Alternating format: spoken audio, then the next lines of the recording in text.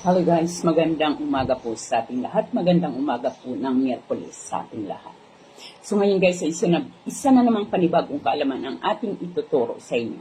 Kayo ba ay may mga bagay na gustong-gusto na ninyong maalis talaga sa inyong buhay, bagay or tao man? So kung pakiwari mo ay yung isang tao na to ay wala nang ginagawa kung bigyan ka ng problema. So yung kahit na pilit mo siyang iniiwasan ay pilit niyang sinisiksik yung kanyang sarili para sa iyo. Ngunit ang nangyayari ay nagkakaroon ka lamang ng matinding problema at nais mo itong alisin.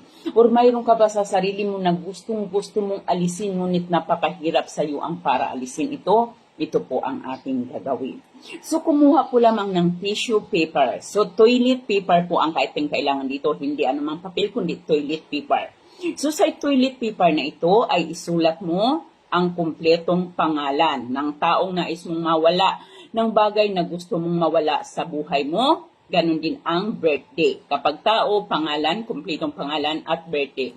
Kapag mga bagay naman, kung ano ba yung mga bagay na yan na ayaw mo nang mararanasan or ayaw mo nang manatili sa buhay mo.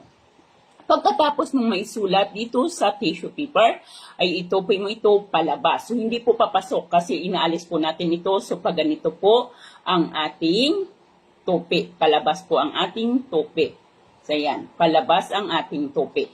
Pagkatapos po natin itong maitupi ng palabas, ay diretso mo kaagad itong i-flush sa inyong mga toilet. Paglagay mo sa inyong toilet, i-flush mo ito or buhusan mo ito ng tubig, andin tumalikod ka kaagad, huwag mo na po itong titingnan. Gawin po lamang ito ng kahit anong oras, sa araw po lamang ng linggo.